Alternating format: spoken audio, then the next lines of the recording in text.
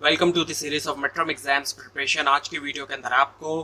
MGT 613 के midterm के important questions करवाए जा रहे हैं मिडटर्म एग्जाम्स की प्रिपरेशन के लिए। इसमें सबसे पहले है what are disadvantages of process layout, इनकी जो प्रोसेस लेआउट है उसके डिसएडवांटेजेस क्या हैं, इनके क्या क्या नुकसानात हैं। जो डिसएडवांटेजेस है उसमें ये कि इन प्रोसेस इन्वेंट्री कॉस्ट जो है वो हाई हो सकती है, वो बहुत ज़्यादा हो सकती है। पहली चीज़ तो ये हो गई, और इसके अलावा चैलेंजिंग रूटीन और स्केजुलिंग है, और इस इक्विपमेंट यूटिलाइजेशन रेट्स लो हैं, मटेरियल हैंडलिंग स्लो भी है और इनएफिशिएंट है, इनकी एफिशिएंसी नहीं है, और कॉम्प्लेक्सिटीज़ जो है वो अक्सर रिड्यूस करती है जो स्पैन ऑफ सुपरविजन है। उसके बाद ये कि डिज़ाइनर जो है ऑफ प्रोडक्ट और service should adhere to guidelines, यानी कि जो भी डिज़ाइनर होता है प्रोडक्ट या सर्विस का उसको जुड़े रहना चाहिए गाइडलाइंस के साथ, गाइडलाइन के मुताबिक। डिज़ाइन साइड को ज़रूरत होती है कि एडहेयर रहा जाए, जो सर्टेन गाइडलाइंस होती हैं जो कि इंश्योर कर सकती हैं कि ऑर्गेनाइजेशन जो है वो कर सकेगी अचीव उसकी ऑर्गेनाइजेशनल स्ट्रेटजी। और ये गाइडलाइन जो है अक्सर वेरी करती हैं, अक्सर फॉर्म करती हैं वेरी बेसिस जो है ऑर्गेनाइजेशनल डिज़ाइन की स्ट्रेटजी, और इंडिकेट करती है इंपॉर्टेंस जो है स्टैंडर्डाइजेशन की जो है डिज़ाइन के अंदर एक प्रोडक्ट या सर्विस की। प्रोडक्ट डिज़ाइन जो कि कंसिस्टेंट होते हैं गोल ऑफ द कंपनी के साथ, और एक इकोनॉमिकल अप स्केल मॉडल जो है ऑटोमोबाइल डिज़ाइन अगर रिप्लेस्ड होता है एक लग्जरियस मॉडल के साथ, वो इनवाइट कर सकता है कि स्मॉल नंबर ऑफ कस्टमर, और लूज कर सकता है एग्जिस्टिंग स्ट्रॉन्ग कस्टमर बेस, और गिव कस्टमर्स देता है कस्टमर को वैल्यू जो वो एक्सपेक्ट करते हैं, और रिलायबिलिटी, सेफ्टी, एंड्योरेंस, एस्थेटिक यानी कि लुक वगैरह, एंड क्वालिटी डायमेंशन जो है आर व्हाट दी, ये वो चीज़ें जो कि कस्टमर ढूंढ रहा है। और हेल्थ और बनाता है हेल्थ और सेफ्टी को एक प्राइमरी तौर पे कंसर्न, जारी बात है एक अहम तरीन कंसर्न होता है। ग्रीन रिक्शाज जो है सीन्स फंक्शनिंग, देखा जाता है कि वो चल रहे हैं रोड के ऊपर, दीज डेज आर रिजल्ट, वो नतीजा है किसका, take care of health and safety, health और सेफ्टी की टेक केयर का यूजर्स की, एज वेल एज साथ में वो जो उनको ऑपरेट भी करते हैं।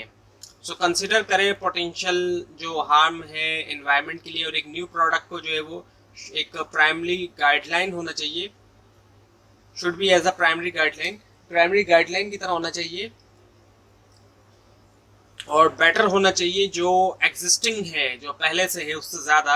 और मदद करना चाहिए प्रोटेक्शन के अंदर एनवायरनमेंट की। और जो नंबर ऑफ ऑटोमोबाइल मैन्युफैक्चरर हैं वो यूज़ कर रहे हैं हाइब्रिड मॉडल्स या फिर कार, जहां पर एक्सपेक्ट किया जाता है दैट स्ट्रीम ऑपरेट कार्स जो है वो अवेलेबल हो 5 ईयर्स के अंदर।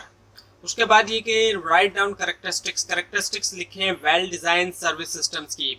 वेल डिज़ाइन सर्विस सिस्टम को कंसिस्टेंट होना चाहिए ऑर्गेनाइजेशन की विजन के साथ, और साथ साथ में जो मिशन है, और ये यूज़र फ्रेंडली हो, रोबस्ट हो, इजी हो सस्टेन करने के लिए, कॉस्ट इफेक्टिव हो, और जो है इससे कस्टमर को वैल्यू मिले।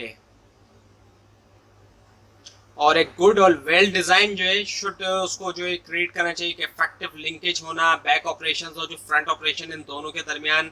और इसका एम होना चाहिए सिंगल यूनिफाइंग थीम के लिए, और इसको इंश्योर करना चाहिए रिलायबिलिटी भी और हाई क्वालिटी भी। और एक ऑपरेशन मैनेजर अक्सर फेस करता है चैलेंजेस जो है एक पुअर सर्विस डिज़ाइन के, और जो रीज़न है पुअर सर्विस डिज़ाइन का उसके अंदर शामिल है वेरिएबल रिक्वायरमेंट, इसके अलावा डिफ़िकल्ट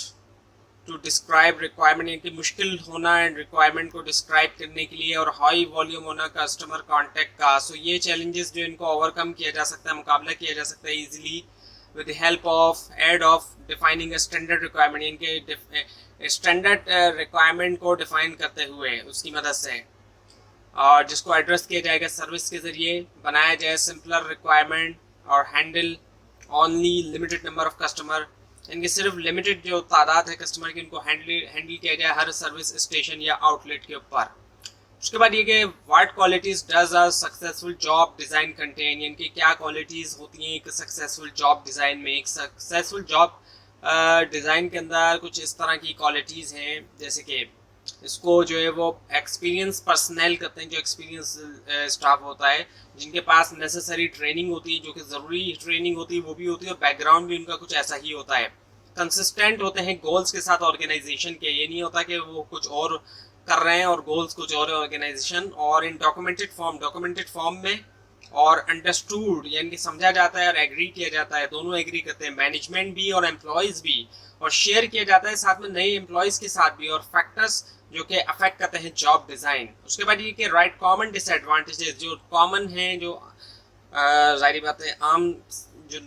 लोग जानते भी हैं एक तरह से, right common disadvantage which lead to MNC यानी कि multinational corporation going globalization. So जो कॉमन डिसएडवांटेजेस हैं उसमें क्या है, handing over proprietary technology to host countries, hand over कर देना प्रोप्राइटर की जो टेक्नोलॉजी है होस्ट कंट्रीज को। पॉलिटिकल रिस्क भी होते हैं, जो भी गवर्नमेंट होती है जाहिर बात है उस कंट्री की, पुअर एम्प्लॉय भी होते हैं, स्किल्स जो होते हैं इनके, और स्लो कस्टमर रिस्पॉन्स टाइम होता है, और इफेक्टिव कम्युनिकेशन का होना इंटरफेसेस के दरमियान डिफिकल्ट होती है। तो ये थी आज की वीडियो। आपको इस बारे में कोई क्वेश्चन है, खासतौर पर इसमें कोई मिस्टेक दिखाई दे जरूर हाईलाइट कीजिए, और इस पूरी सीरीज को देखने के लिए मिड टर्म और फाइनल टर्म एग्जाम्स की प्रिपरेशन के लिए इस चैनल को सब्सक्राइब कीजिए, बेल आइकन के ऊपर क्लिक कीजिए। Thanks for watching this video and best of luck for your exam.